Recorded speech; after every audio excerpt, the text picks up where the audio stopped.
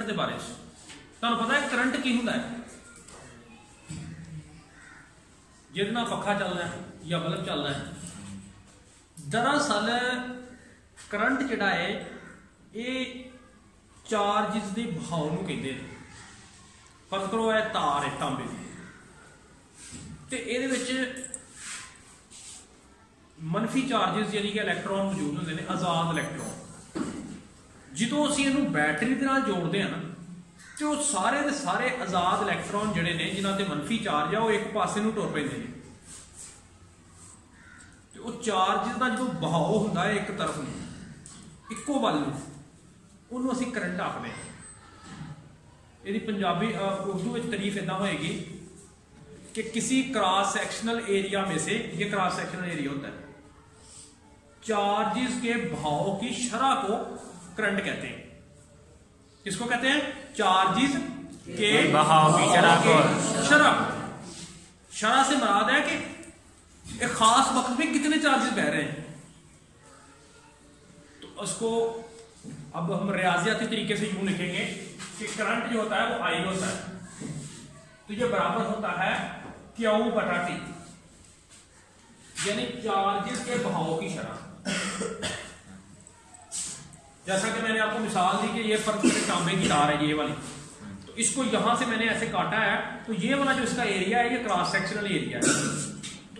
ये यहां पर भी यही है, यहां पर भी यही है, यहां पर भी यही है, यहां पर भी, ठीक है ना। तो किसी क्रॉस सेक्शनल एरिया में से एक सेकंड में कितने चार्जेस बह रहे हैं वो करंट है। तो उम्मीद है कि आपको इसकी समझ लग गई होगी। और अब हम बात करेंगे कि करंट की पैमाइश किस यूनिट में की जाती है। जिस तरह मास की पैमाइश आप किलोग्राम में करते हो, क्यों भाई, या वक्त की पैमाइश तुसीं काच करते हो, सेकंडां च करते हो, ये लंबाई की पैमाइश मीटर च करते हो। इसी तरह करंट की पैमाइश एक साइंसदान के नाम के उत्ते यूनिट रखा गया एंपीयर च करते हो। काहदे विच करते हो? एंपीयर च। हुण एंपीयर की हुंदा है? एक एंपीयर कितना करंट है?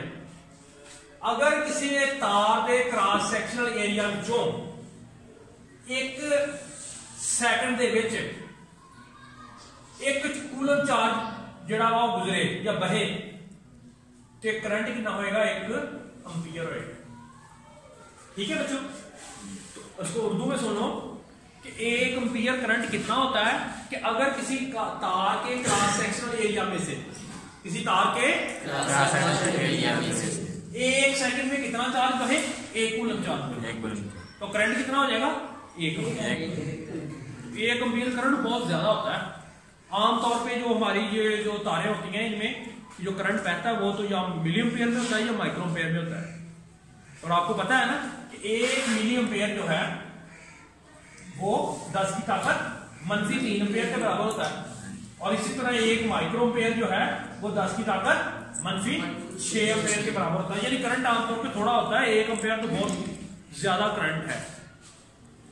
अब आप सोच रहे होंगे कि सर ये जो तार होती है, जो तांबे की बनी हुई होती है, उसमें तो आजाद इलेक्ट्रॉन मौजूद होते हैं और वो हरकत भी कर रहे होते हैं। आजाद होने का मतलब ही ये है कि वो हरकत कर रहे हैं। तो फिर तार को बैटरी के साथ जोड़ने की क्या जरूरत पड़ती है करंट गुजारने के लिए?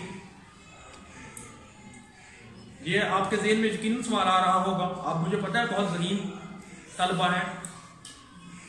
तो इस सवाल का जवाब सुन लें। इसका जवाब यह है कि आजाद इलेक्ट्रॉन बेशक इसके अंदर हैं और वो हरकत भी कर रहे हैं, और चार्जेस का बहाव को ही हम करंट कहते हैं। लेकिन वजह पता क्या है कि जब तक आप इसको बैटरी के साथ नहीं ना जोड़ेंगे, तो जितने आजाद इलेक्ट्रॉन दाएं से बाएं जा रहे हैं, सज्जियों खब्बे जान रहे हैं, उन्हें खब्बियों तो कुल करंट में कितना होना है बैटरी तो बगैर? 0। यानी करंट तो हैगा पर जिन्ना इधर नूं उन्ना ही इधर नूं आ, तो कुल करंट कितना? 0 है। लेकिन जू ही तुसी आ देखो, आ तुहाडे कोल तार है, फर्क करो,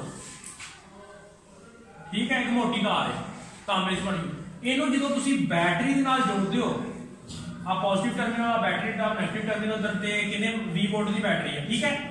तो फिर की होंदा है कि इहदा जिहड़ा मनफी टर्मिनल हैगा ना, नेगेटिव टर्मिनल, वो इहदे विच जिहड़े आजाद इलेक्ट्रॉन है जिन्हां दे उत्ते मनफी चार्ज है, ते उन्हां नूं धक्का मारदा, दफा करदा है, ते पॉजिटिव टर्मिनल की करदा है? उन्हां नूं कशिश करदा है।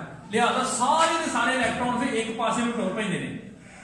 ਅਸੀਂ ਕੀ ਕਹਿੰਦੇ ਇਹਦੇ ਵਿੱਚ ਕੀ ਪੈਦਾ ਹੋ ਗਿਆ ਕਰੰਟ ठीक है ਇਹ ਹੁਣ ਤੁਸੀਂ ਯਾਦ ਰੱਖਣੀ ਹੈ ਕਿ ਕਿਸੇ ਵੀ ਕੰਡਕਟਰ ਦੇ ਵਿੱਚ ਤਾਂਬੇ ਦੀ ਤਾਰ ਹੋਵੇ ਜਾਂ ਲੋਹੇ ਦੀ ਹੋਵੇ ਜਾਂ ਐਲੂਮੀਨੀਅਮ ਦੀ ਹੋਵੇ ਉਹਦੇ ਵਿੱਚ ਚਾਰजेस ਦਾ ਬਹਾਅ ਤੇ ਹੁੰਦਾ ਵਾ ਪਰ ਕਰੰਟ ਸਿਫਰ ਹੀ ਹੁੰਦਾ ਵਾ ਕਿਉਂਕਿ ਜਿੰਨਾ ਕਰੰਟ ਇੱਧਰ ਨੂੰ ਜਾ ਰਿਹਾ ਉਨਾ ਇੱਧਰ ਨੂੰ ਜਾ ਰਿਹਾ ਕਰੰਟ ਕੁੱਲ ਮਿਲਾ ਕੇ ਸਿਫਰ ਹੋਏਗਾ ਹਾਂ ਅਗਰ ਉਹਨੂੰ ਅਸੀਂ ਬੈਟਰੀ ਨਾਲ ਜੋੜਾਂਗੇ ਤੇ ਫਿਰ ਹੀ ਉਹਦੇ ਵਿੱਚ ਕਰੰਟ ਪੈਦਾ ਹੋਏਗਾ ਮੈਂ ਉਮੀਦ ਕਰਦਾ ਕਿ ਤੁਹਾਨੂੰ करंट के बारे में जी मालूमात है वो मिल गई भाई शुक्रिया।